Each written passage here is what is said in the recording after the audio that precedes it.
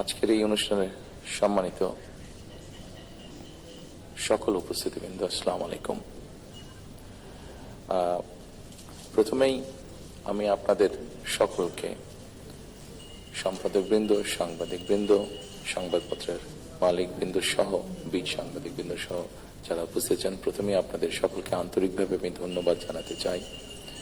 আমি দেশে আসার পরে খুব স্বল্পতম সময়ে এই অনুষ্ঠানটি আয়োজন করেছি এবং আপনারা যে কষ্ট করে অনুষ্ঠানে এসেছেন তার জন্য আমি আন্তরিকভাবে আমার এবং দলের পক্ষ থেকে আমি ধন্যবাদ জানাতে চাই। সম্মানিত উপস্থিতিবৃন্দ, যারা এখানে এই মঞ্চে এসে একটু আগে বক্তব্য রেখেছেন, তাদের সকল বক্তব্য থেকে খুব পরিষ্কারভাবে কয়েকটি জিনিস বোধহয় ফুটে উঠেছে, অর্থাৎ আগামী দিন, ফিউচার। এবং ফিউচারটাকে যদি আমরা 2-3 ভাগে ভাগ করি তাহলে একটি দেখতে পাচ্ছি, সেটি ব্যক্তি হিসাবেই হোক অথবা একজন সংবাদ কর্মী হিসাবেই হোক, আপনার স্বাধীনতা, আপনার নিরাপত্তা। আমরা আরেকটি জিনিস মনে হয় আমার চোখে যেটা পড়েছে যারা বক্তব্য রেখেছেন, সেটি হচ্ছে যে গণতান্ত্রিক বা রাজনৈতিক যে অধিকারটি মানুষের, আপনার, আমার, আমাদের সকলের, সেটির ব্যাপারে একটা কনসার্ন সকলে এক্সপ্রেস করেছেন। এবং খুব সম্ভবত একজন বক্তাই এখানে একটি কথা বলেছেন, সেটি হচ্ছে যে আগামী দিন, ফিউচারটা কেমন হবে। আমি দেশে অনেকদিন থাকতে পারিনি, কি কারণে সে প্রসঙ্গে গেলাম না, আপনাদের কম বেশি ধারণা আছে। তবে সারাক্ষণই দেশের সাথে আমার যোগাযোগ ছিল। দেশের মানুষের সাথে কি হয়েছে, এখানে মাহমুদুর রহমান সাহেব বলেছেন একটি উদাহরণ দিয়ে, ওনার প্রতি পূর্ণ সম্মান রেখে আমি বলতে চাইছি, ওনার সাথে ওনার রক্তমাখা ছবি এখনো আমার চোখের সামনে ভাসে। কাজেই ওনার সাথে কি হয়েছে আমি যেমন জানি, রুহুল আমিন গাজী সাহেবের সাথে কি হয়েছে, যেভাবে উনি মৃত্যুবরণ করেছেন জেলের মধ্যে, সেটি আমি জানি। এবং সবচেয়ে বড় বিষয় হচ্ছে আমার 60 লক্ষ নেতাকর্মী এবং তার থেকে আরেকটি হৃদয় বিদারক আমার জন্য হচ্ছে, সেটি হচ্ছে আমার মায়ের সাথে কি হয়েছে। কাজে এই ঘটনা যদি আমরা সকলে সবগুলোকে এক করি, তাহলে যারা দেশে ছিলেন আপনারা, তারা অবশ্যই আমার থেকে একটু বেটার ভালো জানবেন। তবে আমি একদম যে জানি না বোধহয় বিষয়টি তা নয়, আমার একটি ধারণা আছে।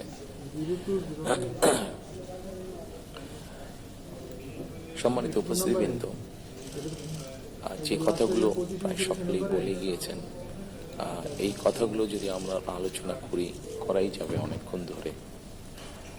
আপনারা আপনাদের মূল্যবান সময় ব্যয় করে এখানে এসেছেন। আমি এই কথাগুলোর মধ্যে থেকে একটু সরে এসে কিছু কথা বলতে চাই। আমাদের সমস্যা ছিল, আমাদের সমস্যা আছে, অবশ্যই আমরা 5ই আগস্টের আগে ফিরে যেতে চাই না। আমি আমার অবস্থান থেকে যদি চিন্তা করি, আমার এক পাশে 1981 সালের একটি জানাজা, একই সাথে আমার এক পাশে 2025 সালের 31 ডিসেম্বর একটি জানাজা, আর আমার আরেক পাশে 2024 সালের 5ই আগস্টের একটি ঘটনা। কাজে আমার মনে হয় এটি শুধু বোধহয় আমার একার জন্য নয়, যারা আমার দলের নেতা কর্মী সদস্য এবং সামগ্রিকভাবে পুরো দেশের মানুষের সামনে বোধহয় এই দুটি উদাহরণ বোধহয় সবচাইতে বাদ বিবেচনা করার জন্য সবচেয়ে ভালো উদাহরণ, যে আসলে 5ই আগস্টে ফিরে যাওয়ার কোনোই কারণ নেই আমাদের। প্রিয় উপস্থিতিবৃন্দ, হিংসা, প্রতিশোধ, প্রতিহিংসা একটি মানুষ, একটি দল বা যেভাবে আমরা বিবেচনা করি, তার পরিণতি কি হতে পারে আমরা দেখেছি 5ই আগস্ট। এবং আমি সেজন্য সকলকে অনুরোধ করব, দল মত নির্বিশেষে আমাদের মধ্যে মত পার্থক্য থাকবে, কিন্তু আমরা যদি চেষ্টা করি তাহলে সেই মত পার্থক্যের মধ্যে রেখে আলোচনার মাধ্যমে সেটি অনেক সমস্যার সমাধান আমরা বের করতে সক্ষম। কিন্তু কোনোভাবেই সেটি যাতে মত বিভেদের পর্যায়ে চলে না যায়। মত বিভেদ হলে জাতিকে বিভক্ত করে ফেললে কি হতে পারে আমরা দেখেছি। আজকে সেই জন্য অনেকের মুখে অনেক হতাশার কথা আমরা শুনি, কিন্তু তারপরেও আসার কথা হচ্ছে যে তাদের কাছে ভবিষ্যতের চিন্তাও আছে, ভবিষ্যতের পরিকল্পনা আছে। এখানে একজন বক্তা বলেছেন, পানির কথা বলেছেন। ওনার সাথে আমার কিছুদিন আগে কথা ছিল, ওনার সামনে আমি আরো বিষয় তুলে ধরেছি। আমার দেশে ফিরে আসার পরে আমি যে কবার আমার বাইরে যাওয়ার একটু বেশি সুযোগ হয়েছে, আমি সাভারে গিয়েছিলাম, আরো কয়েকটি জায়গায় গিয়েছিলাম। আমার কাছে মনে হয়েছে নতুন প্রজন্ম একটি গাইডেন্স চাইছে, নতুন প্রজন্ম একটি আশা দেখতে চাইছে। শুধু নতুন প্রজন্ম না, আমার কাছে মনে হয়েছে প্রত্যেকটি প্রজন্মই মনে হয় কিছু একটি গাইডেন্স চাইছে। আমরা যারা রাজনীতিবিদ করি আমাদের কাছে হয়তো অনেক প্রত্যাশা, সকল প্রত্যাশা হয়তো বা পূরণ করা সম্ভব নয়, কিন্তু আমরা রাজনীতিবিদরা যদি 1971 সাল, 1990 সাল, 2004 24 সালের 5ই আগস্ট এই সবগুলোকে আমাদের সামনে রেখে আমরা যদি দেশের স্বাধীনতা, দেশের সার্বভৌমত্বের জন্য কাজ করি, তাহলে নিশ্চয়ই আমার কাছে মনে হয় একজন রাজনৈতিক কর্মী হিসাবে আমি দৃঢ়ভাবে বিশ্বাস করি আমরা জাতিকে একটি সঠিক ডাইরেকশনে নিয়ে যেতে সক্ষম হব। আমি জানি না এটা কতটুকু রিলেটেড, একটি ছোট ঘটনা আপনাদের সামনে তুলে ধরতে চাই। আমাকে চিকিৎসার জন্য এই দেশ থেকে 2008 সালে চলে যেতে হয়েছিল যুক্তরাজ্যে। 2008 সালে যাওয়ার পরে 2010 সালে সেখানে প্রথমে একটি নির্বাচন আমি দেখেছিলাম। তো যেহেতু সেটি নির্বাচন ছিল, স্বাভাবিকভাবে রাজনৈতিক কর্মী হিসাবে আমার একটি ইন্টারেস্ট ছিল। টিভির সামনে বসে আমি ডিবেট দেখছিলাম। সেখানে দুজন নেতার মধ্যে, দুটি মেইন দলের নেতার মধ্যে, লেবার এবং কনজারভেটিভ, অনেকদিন ধরে লেবার ছিল, 2010 সালের নির্বাচনে কনজারভেটিভ আসে। তো দুই দলের দুই নেতার মধ্যে একটি আলোচনা হচ্ছিল। খুব দুঃখজনক হলো, বাংলাদেশ বাদই দিলাম, শুধু ঢাকা শহরের মধ্যেই কোনো অ্যাম্বুলেন্স সার্ভিস নেই। গত 54-55 বছরে আমরা মানুষের চিকিৎসা সেবার জন্য অ্যাম্বুলেন্স সার্ভিস গড়ে তুলতে সক্ষম হইনি। এটি খুব দুঃখজনক ব্যাপার।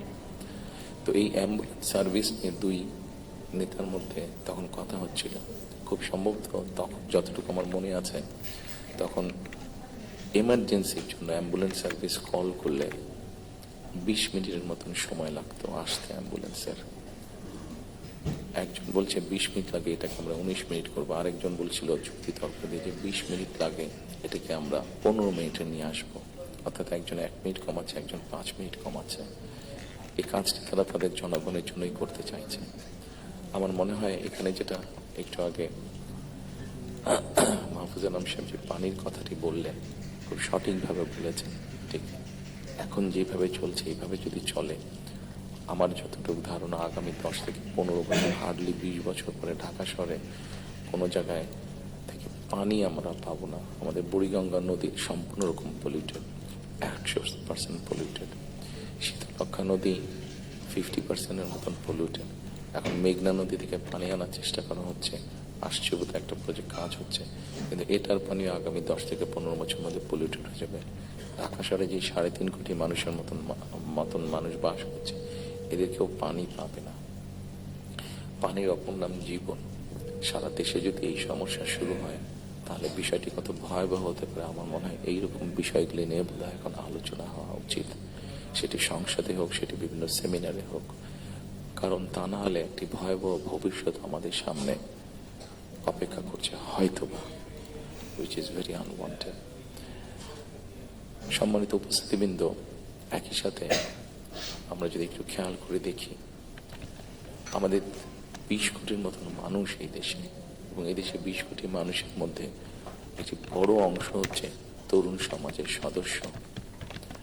এই তরুণ সমাজের সদস্যদেরকে বিভিন্নভাবে আমাদেরকে উপায় বের করতে হবে কিভাবে তাদের কর্মসংস্থানের ব্যবস্থা, সেটি দেশের ভিতরে হোক, সেটি দেশের বাইরে হোক, আমরা যদি এটি সক্ষম না হই এই কাজটি করতে, তাহলে আমরা 5ই আগস্ট বলি, 90-এর আন্দোলন বলি, 1971 সালের স্বাধীনতা যুদ্ধ বলি, আমাদের মনে হয় খুব সম্ভবত প্রত্যেকটি প্রত্যাশা ধ্বংস হয়ে যাবে।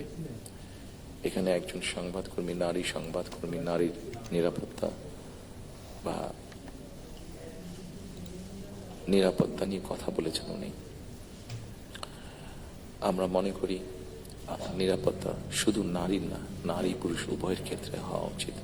ছোট যদি একটি এক্সাম্পল দিই, খুব সম্ভবত বাংলাদেশে বছরে 7,000-এর মতন মানুষ, খুব সম্ভব গত বছর 7,000-এর মতন মানুষ রোড অ্যাক্সিডেন্টে মারা গিয়েছে। আমার কাছে বিষয়টি খুব অস্বাভাবিক লাগে। আমার ধারণা আপনারা যদি একটু চিন্তা করেন, আপনাদের প্রত্যেকের কাছে বিষয়টি অস্বাভাবিক লাগবে, কিন্তু ঘটনাটি ঘটছে, কোনো বছর বেশি, কোনো বছর কম। এই অস্বাভাবিক ঘটনাটি কেন ঘটবে? একজন মানুষ রোড অ্যাক্সিডেন্টে অধিকাংশ ক্ষেত্রে যারা মারা যাচ্ছে, আমরা যদি তাদের সামাজিক স্ট্যাটাসটা দেখি, খুব যে অবস্থাপন্ন লোক, যারা আর্থিকভাবে সচ্ছল, তারা যে মারা যাচ্ছেন তা না, কিন্তু যেই মানুষগুলো মারা যাচ্ছে সেই মানুষরা হয়তো তাদের ফ্যামিলির অনলি আর্নিং সোর্স। মারা যাওয়ার পরে সেই ফ্যামিলিটির কি হচ্ছে, অথবা লোকটি যদি পঙ্গু হয়ে যায়, মানুষটি যদি পঙ্গু হয়ে যায়, তাহলে তার ফ্যামিলির উপরে কি হচ্ছে, এই বিষয়টি বোধহয় আমাদেরকে নজরে আনা উচিত। এরকম অনেকগুলো বিষয় আছে, যে বিষয়গুলো আমার মনে হয় রাজনৈতিক দলগুলোর মধ্যে চিন্তা ভাবনা হওয়া উচিত। এখানে শাইখ সিরাজ সাহেব বসে আছেন, ওনার একটি বিখ্যাত প্রোগ্রাম আছে কৃষি সংক্রান্ত। আমাদের দেশে কৃষকদের কি অবস্থা এখন, সেই বিষয়টি বোধহয় আমাদেরকে বিবেচনা করা উচিত। উনি ভালো বলতে পারবেন। আমার যতটুকু ধারণা আছে যে মানে সরাসরি জমিতে কৃষিকাজের সাথে জড়িত জমির মালিক এরকম কৃষকের সংখ্যা প্রবাবলি 1.5 কোটির মতন সারা বাংলাদেশে, 1,50,00,000-এর মতন। এর মধ্যেও ডিফারেন্ট ক্যাটাগরির কৃষক আছে। এই কৃষকদের বিভিন্ন অসহায়ত্বের নিউজ আপনাদের সংবাদপত্রে প্রকাশ হয়, বিভিন্ন সময় আপনাদের খবরেই প্রকাশিত হয়েছে, বিভিন্ন সময় সেটি ইলেকট্রনিক মিডিয়া হোক, সেটি মেইন মিডিয়া, প্রিন্টেড মিডিয়াতেই হোক, প্রকাশিত হয়েছে।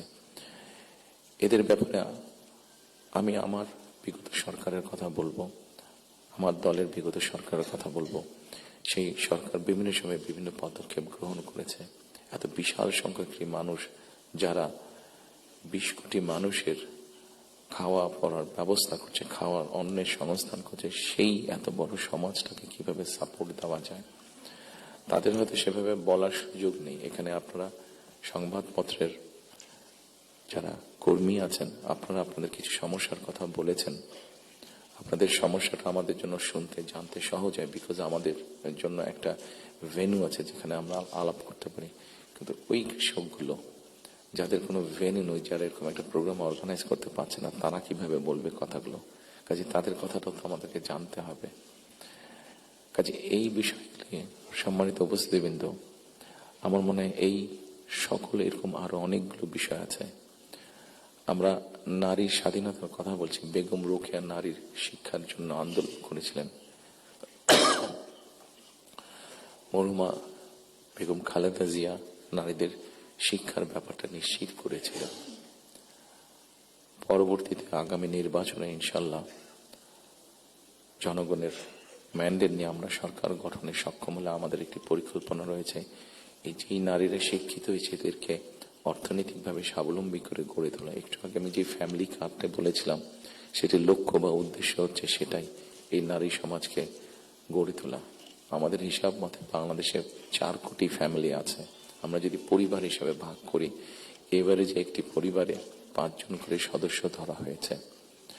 আমরা এই ফ্যামিলি কার্ডটি আপনাদের সামনে একটু তুলে ধরতে চাইছি, আমাদের পরিকল্পনাগুলো। কারণ এখানে একজন সাংবাদিক উল্লেখ করেছেন যে 25 তারিখে যখন আমি এসেছি, আমি একটি কথা বলেছিলাম মার্টিন লুথার কিং এর মতন, আই হ্যাভ এ ড্রিম, যেমন বলেছিল 62 বছর আগে মার্টিন লুথার কিং। আমি বলেছিলাম আই হ্যাভ এ প্ল্যান। সেই প্ল্যানের মধ্যে একটি অংশ হচ্ছে বাংলাদেশের যে হাফ পপুলেশন নারী, তাদেরকে ঘিরে, এবং সেটি হচ্ছে ফ্যামিলি কার্ড। ফ্যামিলি কার্ডের মাধ্যমে ইটস নট যে একটা ফ্যামিলি কার্ড যে নারী পাবে সেটি সে সারা জীবন পাবে। একজন গৃহিণী বা একজন হাউস ওয়াইফ যে পাবেন কার্ডটা সারা জীবনের জন্য না, আমরা 5 থেকে 7 বছর দেব। এই 5 থেকে 7 বছর তাকে আমরা একটা সাপোর্ট দেওয়ার চেষ্টা করব। সেটা টাকার হিসাবে হতে পারে, অথবা এসেনশিয়াল ফুড আইটেমের হিসাবে হতে পারে। কারণ আমরা দেখেছি যে একজন নারী বা একজন স্ত্রীকে বা একজন গৃহিণীকে যদি একটি সাপোর্ট দেওয়া হয়, সেটি সে তার ফ্যামিলির জন্য সঠিকভাবে খরচ করে দেন একজন পুরুষ।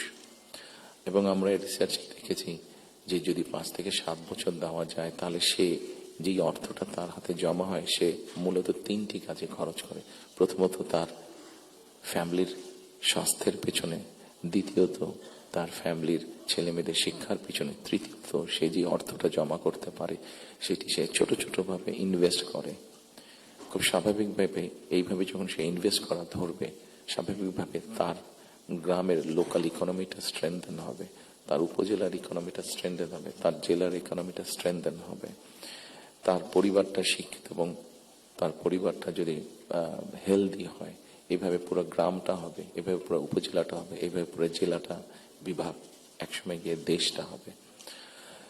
4 কোটি ফ্যামিলির মধ্যে আপনারা বলতে পারেন একবারে কি দেওয়া সম্ভব কিনা? না, 4 কোটি ফ্যামিলির মধ্যে একবারে দেওয়া সম্ভব না। গ্র্যাজুয়ালি আমরা যাব, যারা প্রান্তিক, যারা যাদের যাদের নিডফুল, আন্ডার প্রিভিলেজ, তাদেরকে দিয়ে আমরা শুরু করব।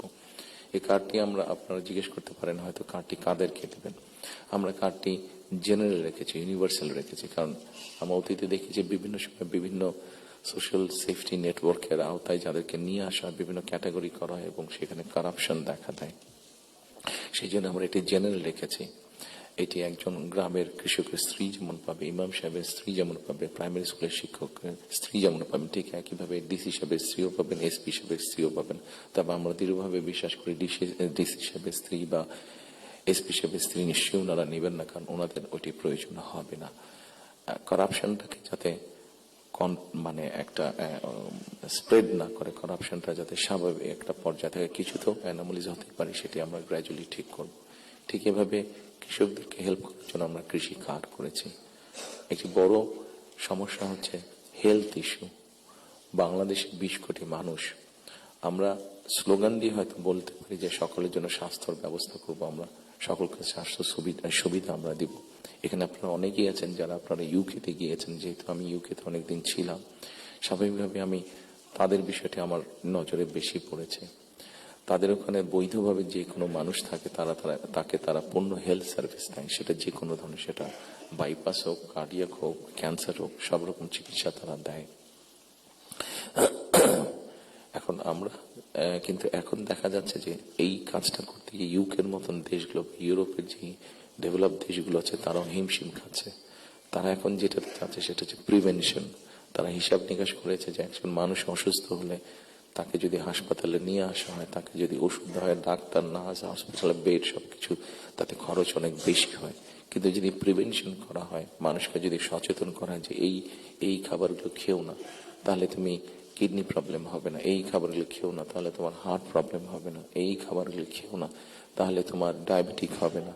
মানুষকে যদি এভাবে সচেতন করা যায়, তাহলে দেখা গেছে তাতে রাষ্ট্রের খরচ অনেক কমে আসে, মানুষের সুস্থ থাকে।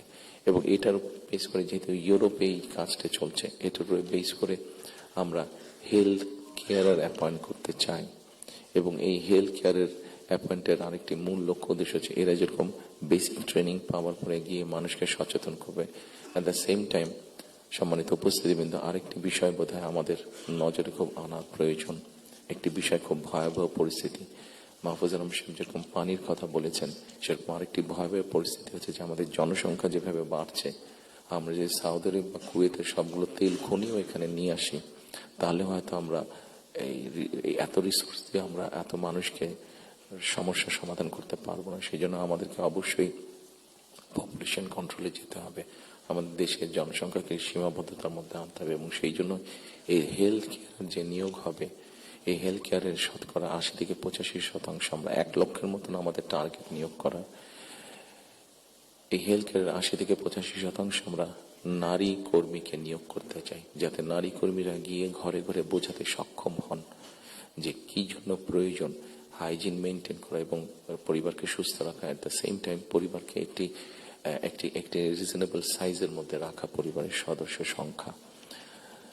ঠিক একইভাবে কৃষকের কথা আপনাদের সামনে বলেছি, যেই বিষয়টি আমি আপনাদের সামনে একটু আগে উল্লেখ করেছিলাম সম্মানিত উপস্থিতিবৃন্দ, সেটি হচ্ছে যে বিরাট এক তরুণ সমাজের সদস্য আমাদের আছেন। এই তরুণ সমাজের সদস্যদেরকে, সেটি গ্রামে হোক সেটি শহরে হোক, বিভিন্ন জনের বিভিন্ন কোয়ালিফিকেশন বা শিক্ষা ব্যাকগ্রাউন্ড আছে, সেটার উপরে বেস করে আমরা ভোকেশনাল টেকনোলজিক্যাল ইনস্টিটিউশনকে আমরা মডার্নাইজ করতে চাই। আমাদের ভোকেশনাল এবং টেকনোলজিক্যাল ইনস্টিটিউশন যেগুলো আছে সেগুলোর মধ্যে প্রায় 200-250 মতন সাবজেক্ট আছে যেগুলোর এত প্রয়োজন নেই আমাদের। আমরা এর মধ্যে কিছু কাজ করেছি, প্রাইমারি কাজ করেছি, যে নর্মালি যেসব দেশে আমাদের মানুষ যেতে পারবে বা পারে, যেমন তার একটা বড় অংশ হচ্ছে মিডল ইস্ট, সেখানে কি কি কাজের স্কোপ আছে আগামী 5 থেকে 10 বছর। একটি বড় মার্কেট হচ্ছে মানুষ যাবার জন্য, দেশ থেকে স্কিল শ্রমিক যাওয়ার মতন একটি বড় মার্কেট আস্তে আস্তে তৈরি হচ্ছে জাপানে, আস্তে আস্তে তৈরি হচ্ছে ইউরোপে, ইভেন চায়নাতেও তৈরি হচ্ছে। আমরা মোটামুটি ভাবে একটি অ্যানালাইসিস করে দেখেছি কি কি ধরনের মানুষ এখানে যেতে পারে, সেটার উপরে বেস করে আমরা আমাদের ভোকেশনাল ইনস্টিটিউটগুলোকে আমরা সেইভাবে মডার্নাইজ করতে চাইছি। আপনারা নিশ্চয়ই খেয়াল করেছেন, যেহেতু আপনারা সংবাদ কর্মী, আপনারা নিশ্চয়ই খেয়াল করেছেন গত কয়েকদিনে আমার সাথে বেশ কিছু বিদেশি ডিপ্লোমেট দেখা করেছেন। ওনাদের মধ্যে যে সকল দেশগুলো এই ভোকেশনাল এবং টেকনিক্যাল ইনস্টিটিউশনে ওনারা অনেক ডেভেলপ, তাদেরকে আমরা বলেছি যে আপনাদেরকে এই সাহায্যগুলো সহযোগিতা করতে হবে। ওনারা খুশি মনে আমাদেরকে বলেছেন যে ওনারা এই ব্যাপারে সহযোগিতা করবেন। আমরা যদি আমাদের ছেলেদেরকে, এই মুহূর্তে 8 থেকে 10 লক্ষ মানুষ প্রতি বছর বিদেশে যাচ্ছে, তার মধ্যে প্রায় 6.5-7 লক্ষ মানুষ মধ্যপ্রাচ্যে যাচ্ছে, কিন্তু আপনারা যদি খেয়াল করে দেখেন যে তারা যে যাচ্ছেন মধ্যপ্রাচ্যে, তারা কিন্তু আনস্কিল্ড হিসেবে যাচ্ছেন। তাদেরকে যদি আমরা কিছুটা ভাষা শিখিয়ে দিতে পারি এবং সেখানে যেই কাজগুলোতে তারা যাচ্ছেন সেগুলোর ব্যাপারে মিনিমাম ট্রেনিং দিয়ে দিতে পারি, তাহলে কিন্তু গিয়ে তারা ওখানে বেটার করতে সক্ষম হবেন। ঠিক এইভাবে যদি আমরা রিসার্চ করে যদি মার্কেটগুলোকে বের করতে পারি, তাহলে দেশের বাইরে আমরা বহু সংখ্যক অ্যাকাউন্ট, যে 8 থেকে 10 লাখ, অ্যাবাউট 1 মিলিয়ন মানুষ বিদেশে যাচ্ছে, এটাকে খুব সহজে 2 থেকে 3 বছরের মধ্যে পসিবলি 1.5 to 2 মিলিয়ন করা যাবে। 15 থেকে 20 লক্ষ মানুষ করা যাবে। এবং 15 থেকে 20 লক্ষ মানুষ শুধু যাচ্ছেন না, তাদেরকে যদি ট্রেনিং এবং ল্যাঙ্গুয়েজ দিয়ে আমরা পাঠাতে পারি, তাহলে ভ্যালু অ্যাড হবে। এখন যদি কেউ $100 আর্ন করে মাসে, ইজিলি সেটা $300 নিয়ে আসতে পারবো, তাহলে বৈদেশিক মুদ্রার একটা বিশাল অংশ আমরা আনতে পারবো, যেটা দিয়ে আমরা কাজ করতে পারবো। আপনারা যেরকম বিভিন্ন বিষয়ে উল্লেখ করেছেন, বিভিন্ন দাবি দেওয়ার, সেই জিনিসগুলো আমরা পূরণ করতে পারবো। আমরা একটি জিনিস বিবেচনা করছি, এই মুহূর্তে এখন যদি আমরা দেখি আমাদের বৈদেশিক মুদ্রা উপার্জনের রাস্তা মূলত দুটি, একটি হচ্ছে গার্মেন্টস এবং একটি হচ্ছে আমাদের রিমিটেন্স, যেটা প্রবাসীরা পাঠিয়ে থাকেন কষ্ট করে। এইটির সংখ্যাকে আমরা বাড়াতে চাচ্ছি। আমরা একটি চিন্তা ভাবনা করেছি, এর মধ্যে নিজেদের মধ্যে আমরা আলাপ করেছি যে কোনো উদ্যোক্তা যদি একটি ইন্ডাস্ট্রি বা ফ্যাক্টরি সেট করেন, যেটির শতকরা 100 ভাগ পণ্য বিদেশে রফতানি হবে। যেমন কেউ যদি বলেন যে আমি এই কলমটি তৈরি করবো, কিন্তু এটা not for local market, absolutely for export market, তাহলে আমরা তাদেরকে বন্ডেড ফ্যাসিলিটি দেওয়ার কথা চিন্তা করছি।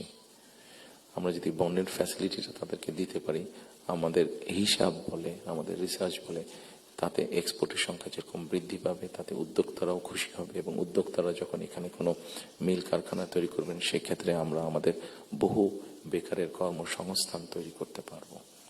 কাজেই সম্মানিত উপস্থিতির মধ্যে আমি যদি এইভাবে আপনাদের সাথে আলোচনা করি, অনেক সময় লাগবে, সময় কম, আপনার প্রত্যেকে ব্যস্ত মানুষ, প্রত্যেকে আপনাদের সময়ের মূল্য আছে। আমি আমার কিছু চিন্তা ভাবনাগুলো আপনাদের সামনে শেয়ার করলাম। আপনাদের এখানে কয়েকটি কথা খুব সম্ভবত উঠে এসেছে, যতটুকু আমার মনে পড়ছে। এখানে নয়া দিগন্ত সম্পাদক সাহেব একটু আগে বলেছেন যে আমার প্ল্যানটা পরিষ্কার না। আমার মনে হয় পরিষ্কার না হলেও কিছুটা হয়তো আমি পরিষ্কার করতে সক্ষম হয়েছি। আরো কিছু প্ল্যান আছে আমাদের, যেমন কর্মসংস্থানের ক্ষেত্রে আরেকটি প্ল্যানের কথা আপনাদেরকে উল্লেখ করি। যেমন আইটি সেক্টরে আমাদের অনেক ইয়াং ছেলে মেয়ে আছে যারা আইটি সেক্টরে কাজ করছেন। আমরা স্বৈরাচারের সময় দেখেছি বাংলাদেশের বিভিন্ন জায়গায় আইটি পার্কের নামে কতগুলা বড় বড় বিল্ডিং তৈরি করা হয়েছে, কিন্তু এখনই আমি কিছু পত্রিকার পাতায় নিউজ দেখেছি, গত 2-1 বছর আগেও নিউজ দেখেছি, 2-3 বছর আগে নিউজ দেখেছি, যে পার্কগুলো অনেক ক্ষেত্রে দেখা যাচ্ছে যে অসামাজিক কাজ হচ্ছে, অথবা সেখানে কমিউনিটি সেন্টার হচ্ছে, অর্থাৎ আইটি পার্ক বলতে যাবো যে তার বিন্দু কোনো কিছুই সেখানে নেই। প্রিয় সম্মানিত উপস্থিতিবৃন্দ, আমরা এই আইটি পার্কগুলোকে একটু ডিফারেন্ট ভাবে নিয়ে আসতে চাইছি। আমাদের বিভিন্ন জায়গায় যে আইটি পার্কগুলো আছে, এই আইটি পার্কগুলোকে আমরা ওই এলাকায় যদি আমরা বের করতে পারি, আমাদের তরুণ সমাজের কারা কারা আইটিতে কাজ করছেন, অনেকেই কাজ করছেন। কেউ কাজ করছেন ডাটা প্রসেসিং এ, কেউ কাজ করছেন হয়তো কোন রকম ডিজাইনিং এ, কেউ কাজ করছেন হয়তো অনলাইন শপিং এর, শপিং মানে অনলাইন ট্রেড করছেন অনেকে। আমাদের একটা চিন্তা ভাবনা আছে যে এই মানুষগুলোকে একত্রিত করে আমরা ওই আইটি পার্কগুলোকে ফ্রি ওয়াইফাই দেবো এবং তাদেরকে ছোট ছোট স্পেস করে তাদেরকে অফিস করে দেবো। এখন হয়তো তারা হলে যারা থাকছেন, যদি স্টুডেন্ট হয়ে থাকেন হলে বিছানার উপরে কাজ করছে, তাহলে মেসে থাকলে মেসের ওই ছোট্ট কোনায় কাজ করছে, অথবা বাসায় থাকলে হয়তো বিছানার উপরে বসে কাজ করছে, অথবা ছোট্ট একটা টেবিল চেয়ার নিয়ে কাজ করছে। কিন্তু আমরা যদি তাদেরকে একটা স্পেস করে দিতে পারি, তাহলে কিন্তু তারা তাদের বিজনেসটা অনেক ফ্লরিশ করতে পারবে এবং স্বাভাবিকভাবে তার বিজনেস যখন ফ্লরিশ হবে, সে তখন আরো হয়তো তার মতন আরো কয়েকজনকে একসাথে নিয়ে আরো একটু বড় কোম্পানি করবে। অর্থাৎ এই সবগুলো সম্ভাবনার কথা বলছি এবং এই সম্ভাবনার কথাগুলো অবাস্তব নাই। আমরা চেষ্টা করলে এই সম্ভাবনাগুলো আমরা বাস্তব রূপ দিতে পারবো। ঠিক একইভাবে আজকাল ফেসবুকে গেলে অথবা টিকটকে গেলে আমরা দেখি আমাদের তরুণ সমাজের সদস্যরা অনেকে অনেক প্রতিভাবান, বিভিন্ন রকম কন্টেন্ট তারা মেক করছেন। এই কন্টেন্ট মেক করতে গেলে সরকারের কিছু পলিসি আছে, যে পলিসিগুলো ঠিক করতে পারলে তাদের জন্য বেটার হবে, তাদের ইনকামটা বেড়ে যাবে। ইন্টারন্যাশনাল গেটওয়ে যে আছে, যেখানে কারেন্সি আসে বা যায়, এখানে কিছু সমস্যা আছে, পেপাল সহ এরকম যেগুলো আছে। আমরা এরই মধ্যে তাদের সাথে কথা বলেছি যে কিভাবে এই সমস্যাগুলো সমাধান করা যায়। অর্থাৎ যারা আমাদের অনলাইনে কাজ করবে বা কন্টেন্ট মেক করবে, এরা যে যাবে, এরা যে অ্যাড হবে, যে ইনকামটাতে আসবে, সেটা কিভাবে সহজে তাদের কাছে এসে পৌঁছতে পারে, এই ব্যাপারে আমরা তাদের সাথে মোটামুটি ভাবে আলাপ করেছি। ইনশাল্লাহ আমরা গভর্নমেন্ট ফর্ম করতে পারলে এই ব্যাপারটা আমরা দ্রুততার সাথে করতে তখন সক্ষম হব, এই সমস্যাটার সমাধান করতে। সম্মানিত উপস্থিতিবৃন্দ, আমাদের সামনে আপনারা এখানে অনেকে উপস্থিত আছেন যাদের অনেক লম্বা অভিজ্ঞতা আছে দেশ স্বাধীনের পর থেকে। আমাদের দেশ স্বাধীনের পর থেকে অনেক উথাল পাতাল ঝড় অনেক হয়েছে রাজনৈতিক অঙ্গন থেকে অর্থনৈতিক অঙ্গনে। এখানে একজন বক্তা বলে গিয়েছেন যে সামনে আমাদের চ্যালেঞ্জ আছে। একজন রাজনৈতিক কর্মী হিসাবে আমার কাছে মনে হয় সামনে আমাদের অনেক কঠিন চ্যালেঞ্জ আছে। আমাদের মধ্যে বিভিন্ন রকম মত পার্থক্য আছে। একজন রাজনৈতিক কর্মী হিসাবে আজকে আপনাদের কাছে এবং আপনাদের মাধ্যমে সকল রাজনৈতিক দলের সদস্যদের কাছে, সামগ্রিকভাবে সমাজের সকল মানুষের কাছে আমি একটি বিনীত আহ্বান রাখতে চাই যে আমাদের বিভিন্ন মত পার্থক্যগুলো নিয়ে যাতে আমরা আলোচনা করতে পারি, আলাপ করতে পারি। আমাদেরকে যে কোনো মূল্যে ডেমোক্রেটিক প্রসেস, যেটা আমরা 12 তারিখ থেকে ইনশাল্লাহ শুরু করতে যাচ্ছি। এখানে এনটিভির আমাদের ওনার নামটা আমি জি জহিরুল আলম সাহেব অনেক আগে আমার একটা ইন্টারভিউ নিয়েছিলেন। আমি ওনাকে খুব সম্ভবত ওনাকে বলেছিলাম, অথবা মতি ভাই এখানে উপস্থিত আছেন, মানব জীবনের মতি ভাই, খুব সম্ভব ওনার ইন্টারভিউতে আমি বলেছিলাম যে আমাদেরকে যে কোনো মূল্যে হোক ডেমোক্রেটিক প্রসেসটা চালু রাখতে হবে, আমাদের জবাবদিহিতাটা চালু রাখতে হবে যে কোনো মূল্যে। সেটি জাতীয় পর্যায়ে হোক, সেটি লোকাল পর্যায়ে হোক, অর্থাৎ ইউনিয়ন পরিষদ নির্বাচন, পৌরসভার নির্বাচন, লোকাল পর্যায়ে হোক, সেটা কোনো ট্রেড বডির ইলেকশন হোক।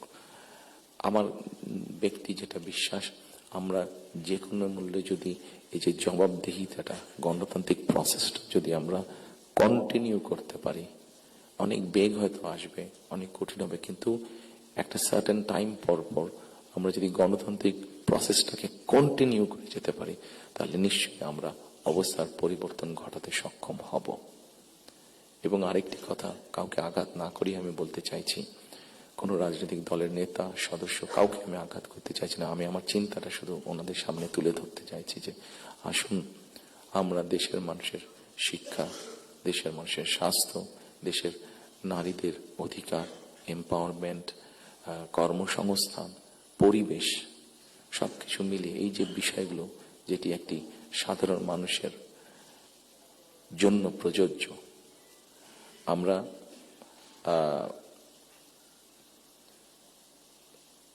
অনেক দিন ধরে আমরা শব্দটা কি আমাদের রিফর্ম, শব্দটা মনে করতে পারি, সংস্কার, রিফর্ম যে বিষয়গুলি নিয়ে আমরা আলোচনা করেছি, আপনারা যদি একটু খেয়াল করে দেখেন, এই রিফর্মের মধ্যে আমার কাছে মনে হয়েছে যে 3টি পার্ট আছে। একটি হচ্ছে সাংবিধানিক পার্ট, একটি হচ্ছে আইনগত পার্ট, এবং আরেকটি হচ্ছে মানুষের প্রতিদিনের জীবনযাত্রা, নিরাপত্তা, তাদের সিকিউরিটি সবকিছু নিয়ে একটি পার্ট আছে। আমরা সাংবিধানিক বিষয় নিয়ে আলোচনা করেছি, আইনগত বিষয় নিয়ে আলোচনা করেছি। আমার মনে হয় মানুষের প্রতিদিনকার প্রত্যেকটি মানুষ, সকল সমাজের প্রত্যেকটি শ্রেণী পেশার মানুষ, তাদের প্রতিদিনকার যে চাওয়া পাওয়াগুলা, প্রয়োজনগুলো, সেটা নিয়ে বোধহয় আমরা আলাপ আলোচনা একটু কম করেছি। আমার কাছে মনে হয় সেই বিষয়গুলি নিয়ে বোধহয় আলোচনা করা উচিত। সেই বিষয়গুলি নিয়ে বোধহয় প্রত্যেকটি রাজনৈতিক দলের আলোচনা করা উচিত। আমরা শুধু রাজনৈতিক বিষয় নিয়ে সেমিনার করছি, সিম্পোজিয়াম করছি, আলোচনা করছি, তর্ক বিতর্ক করছি। অবশ্যই ওগুলো প্রয়োজন আছে, কিন্তু অ্যাট দ্য সেম টাইম আমরা যদি মানুষের প্রতিদিনকার তার চিকিৎসা ব্যবস্থা কি হবে, তার কর্মসংস্থান কি হবে, তার পরিবারের সন্তানদের শিক্ষা ব্যবস্থা কি হবে, তার রাস্তায় বের হলে নিরাপদে সে ফিরে আসতে পারবে কিনা, এইরকম বিষয় যেগুলো আছে, এই বিষয়গুলো নিয়েও বোধহয় আমাদের আলোচনা আরো একটু বেশি হওয়া উচিত। এই বিষয়গুলো নিয়ে বোধহয় আমাদের প্ল্যান প্রোগ্রাম আরো একটু বেশি হওয়া উচিত। এই পলিসিগুলো নিয়ে বোধহয় আমাদের চিন্তা ভাবনা আরো একটু বেশি হওয়া উচিত। সম্মানিত উপস্থিতিবৃন্দ, সামনে নির্বাচন। আমি একটি রাজনৈতিক দলের সদস্য। স্বাভাবিকভাবেই আমরা 22 তারিখ থেকে আমাদের সকল রকম পরিকল্পনা নিয়ে জনগণের সামনে যাব। আপনারা যারা আজকে কষ্ট করে আমাদের আমন্ত্রণে এখানে এসেছেন, আবারও আপনাদেরকে আমি আমার এবং আমার দলের পক্ষ থেকে আন্তরিক ধন্যবাদ জানাতে চাই। একই সাথে আমরা ইনশাল্লাহ দেশের মানুষের সমর্থন নিয়ে সরকার গঠনে সক্ষম হলে যাতে আপনাদের কাছ থেকে এমন ধরনের আলোচনা, সমালোচনা আমরা পাই যেটা আমাদেরকে সাহায্য করবে দেশকে সামনে এগিয়ে নিয়ে যেতে। শুধু সমালোচনা করার জন্য নয়, আপনাদের কাছ থেকে এমন সমালোচনা আমরা পাই যাতে আমরা দেশের মানুষের যে সমস্যাগুলো আছে, সেই সমস্যাগুলো যাতে আমরা সমাধান করতে সক্ষম হই, আমরা সরকার গঠনে সক্ষম হলে, সেই প্রত্যাশা রেখে আবার আপনাদেরকে ধন্যবাদ জানিয়ে আমার বক্তব্য শেষ করছি। আসসালামু আলাইকুম।